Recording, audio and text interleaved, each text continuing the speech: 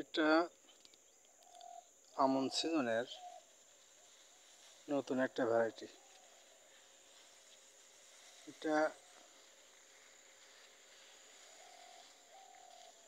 সেন্ট্রোপাইজামকে research করে স্থানীয় পাইজামকে research করে সেন্ট্রোপাইজাম নামে একটা নতুন ধান উদ্ভাবন করছে, যা ইরি বোরো দুই সিজনের জন্যই উচ্চ ফলনশীল। এই ধানটা মূলত বাংলাদেশ ধান গবেষণা ইনস্টিটিউট কর্তৃক উদ্ভাবিত ধান না, এটা জামালপুরের উপজাতি সেন্ট্রো হাজং নামে এক ব্যক্তি এটা তার নিজস্ব গবেষণা করে ধানটি উৎপাদন করেছে। ধানটা সেন্ট্রো হাজং স্থানীয় পাইজাম গ্রুপের ধানকে ক্রস করে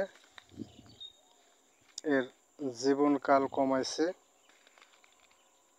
স্থানীয় পাইজাম যে ধানটা আগে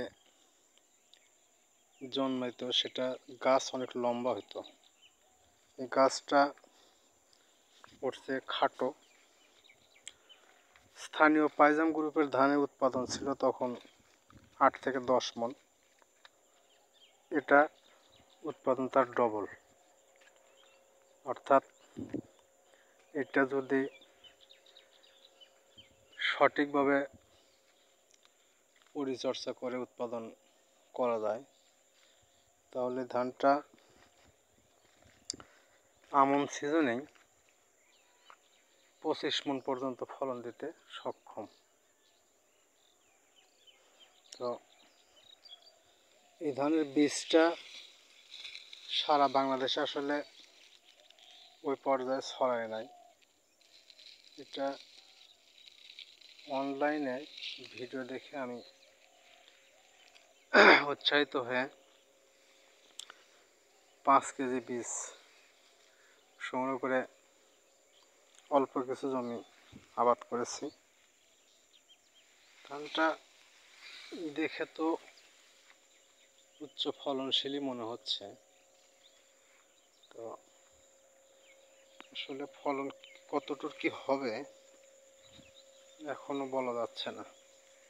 ধানটা পেকে গেছে, 2-3 দিন আগে একটু বৃষ্টি হয়েছে, বৃষ্টিটা না হলে হয়তো বা 2-1 দিন কাটা যেত। তো বৃষ্টিতে অনেক ধানই পড়ে গেছে। এই ধানটা যদিও হাইট একটু বেশি এবং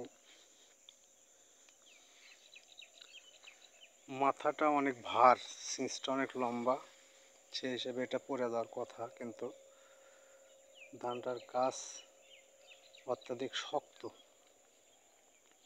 যার কারণে ধানটা পড়ে যায় নাই এবং পড়ে যাওয়ার কোনো চান্স নাই যদি শক্ত বা জোরালো কোনো বাতাস বৃষ্টি না হয়। তো এই ধানটা আগামী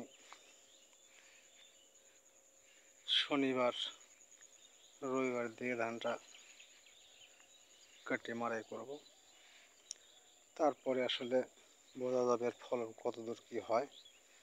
তা আশা করা যাচ্ছে যে 25 মণ না হলেও কাছাকাছি অবস্থানে থাকবে। তো এটা আমনে যদি এই পর্যায়ে হয়, তাহলে ইরি বোরো মৌসুমে ফলনটা আরও বেশি হওয়ার কথা।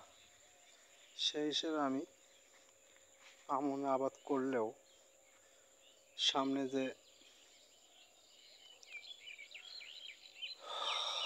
পৌষ মাসে মাঘ মাসে ধান লাগাবো, সেই সিজনেও অল্প কিছু জমি আবাদ করে একটা ট্রায়াল দেব। যদি আমার বাড়ি বগুড়া জেলার শেরপুর উপজেলা ভবানীপুর ইউনিয়নের বরাইদহ দক্ষিণ পাড়া গ্রাম। আমার নাম মোহাম্মদ আব্দুল খালেক। আমি আসলে প্রকৃতপক্ষে কৃষক না। আমি যদিও অল্প সামান্য কিছু জমি আবাদ করি নিজের খাওয়ার জন্য যতটুকু। তো বাণিজ্যিকভাবে এটা চাষ করলে আমার মনে হয় কৃষক বেশ লাভবান হবে। যেখানে আমার পাশে একটা জমি ৪৯ ধান লাগাইছে, এর একটা সিসে সর্বোচ্চ সংখ্যক ধান সংখ্যা হবে হয়তো ২০০ বা ২৫০ প্লাস।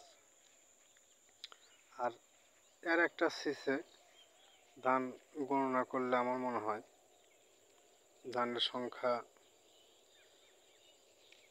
৩৫০-৪০০ পর্যন্ত হবে। গাছটা একটু লম্বা হলেও শক্ত পড়ে না, ভাত খেতে সুস্বাদু ঝরঝরে। তুলনামূলক এই সিজনের যত ধান আছে সবচেয়ে চিকন ভ্যারাইটিস, অর্থাৎ আমন সিজনে চিকন ধান পাওয়া যায় না।